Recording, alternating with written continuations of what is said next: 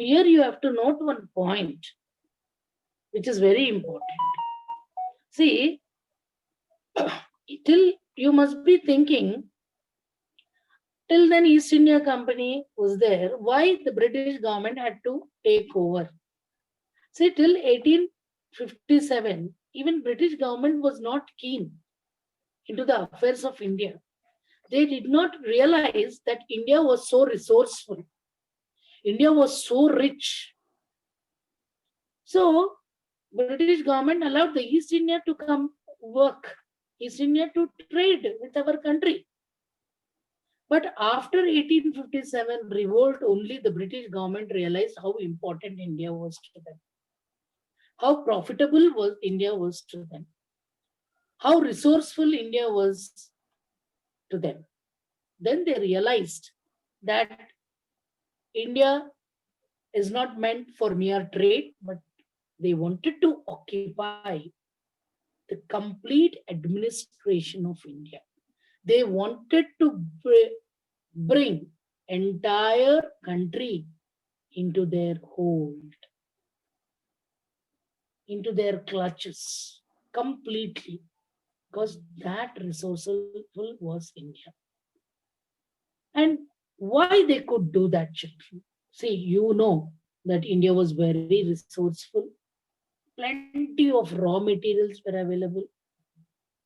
And at the same time, Indians, most of the Indians were ignorant, uneducation, lack of unity. Lack of unity. Why? India was divided into number of territories, ruled by princely states, ruled by kings. They had no unity. And during that time only, there were a lot of Muslim rulers. So there was no unity. People were ignorant, superstitious, uneducated. All these conditions in India also helped the Britishers to take control of India into their hands. So what they used to do? They used to take raw material from our country. They used to manufacture there, and raw material without tax, children. Please note the point. They used to take raw materials from our country without paying taxes.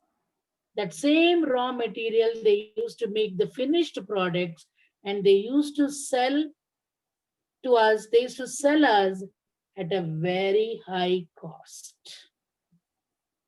Huge profits they used to make. So they had a wide market in our country. And because of lack of unity, they thought, and their policy, children, divide and policy rule. So they thought, yes, because they can easily take the country into control because of lack of unity among the kings, then lack of education, ignorant, and Indians were very, very superstitious. So along with this, and the resources of the country, made them to take full control into the hands of the British government. You're able to follow, children? You're able to follow? Yes.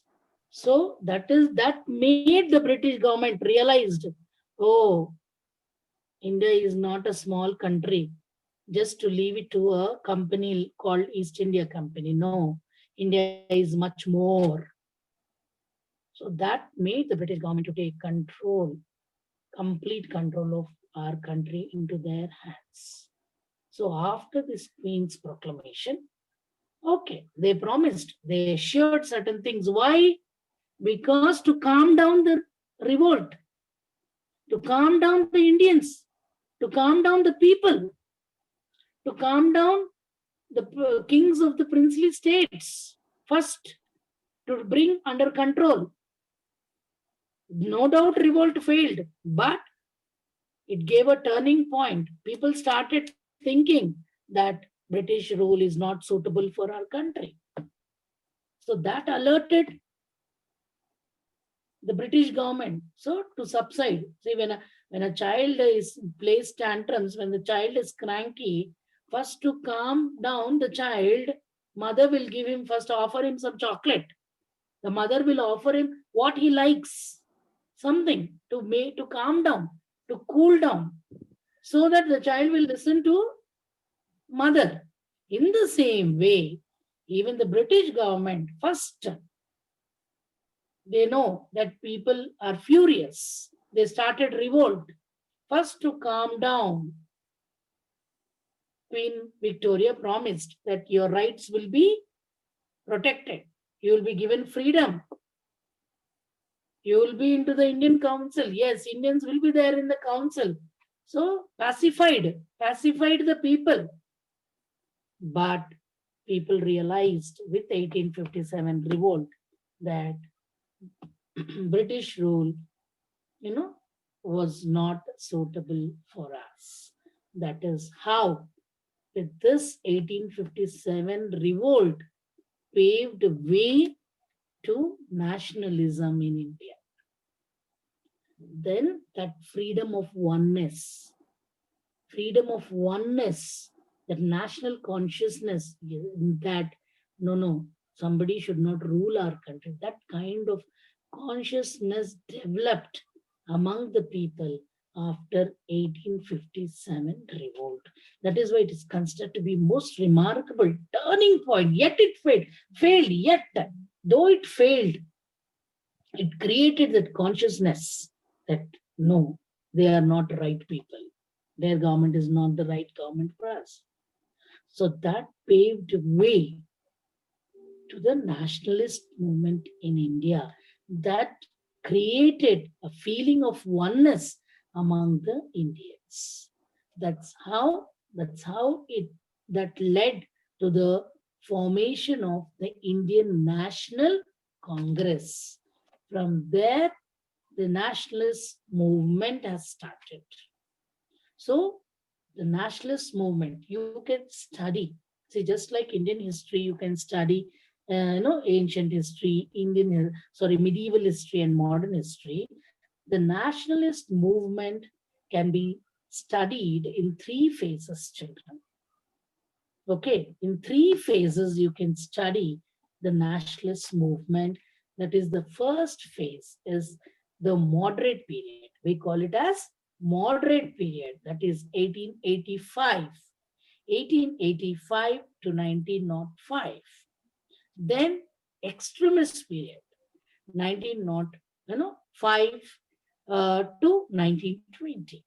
Then from 1920 to 1947, it is called the Gandhian era. Gandhian era. So in three phases, Indian nationalist movement can be studied in three phases: moderate phase, extremist phase, and the Gandhian era. Because it is not 1 or 2 years, children, it was a long struggle of 200 years. So many phases they had to pass through, so many phases to achieve, independence. So what is moderate period? Who are moderates? What is 1885 is considered to be so important? So what is moderate? Who are moderates? Why it is called moderate period? Who are extremists? Then what is this Gandhian era? What is the role of Gandhiji?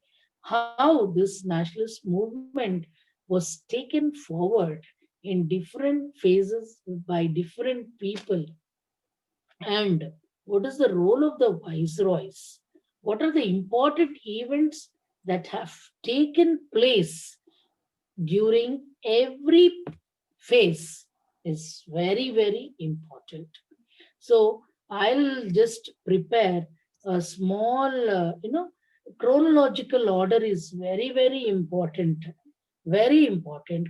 The years and the things, and definitely I will pass it on to you, children. So madam will upload that, so that you will not have any confusion, and from time to time, topic wise, you can gain more information. More information. So every viceroy is important. Every event that has taken place, because see, history has link. You can't just cut it. It's not topic wise or something like that. No, every topic has a link. So we are going to discuss about you know uh, from after this Queen's proclamation 1885, the three phases of nationalist movement in India. So before that, you know, advent of Europeans into India, it starts there actually. Advent of Europeans, that means coming of Europeans into India. There it starts. There it starts till 1857. 1858 Queen's Proclamation, and from there, the the feeling of nationalism, or the nationalist movement starts from there. That is establishment of Indian National Congress. Yes, children. So a quick review. Yes, children. Are you all ready? Advent of Europeans to India. Yes, children. Can you name the important countries in European continent who came to India? This link is very important, children. Otherwise, you will not. No, you cannot go further.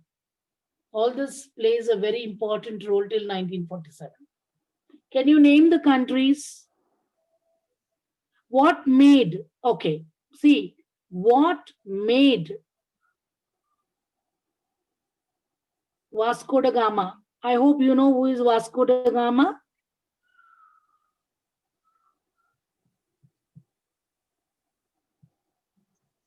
Yes, children. Hello, please reply.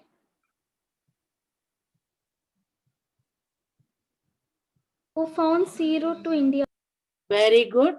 He belonged to which country? Portuguese, I think, ma'am. Portugal. People of Portugal are called Portuguese. Very good. What made him to discover sea route to India? What made him, children? What made him to discover sea route to India?